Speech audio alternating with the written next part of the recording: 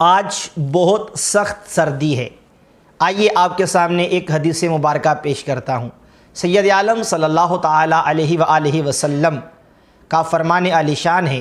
آپ فرماتے ہیں کہ جب سردی ہوتی ہے، بندہ کہتا ہے لا الہ الا اللہ، آج بہت سخت سردی ہے، اے اللہ عز و جل مجھے جہنم کی زم حریر سے پناہ دے۔ تو رب کائنات رب ذوالجلال جہنم سے فرماتا ہے اے جہنم، میرا بندہ تیری زم حریر سے پناہ مانگ رہا ہے، تو گواہ ہو جا کہ میں نے اپنے بندے کو تیری زم حریر سے پناہ دی۔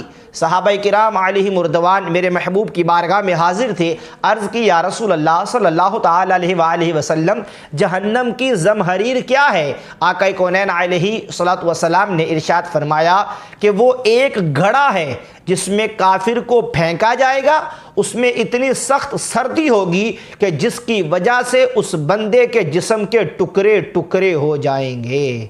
اللہ اکبر۔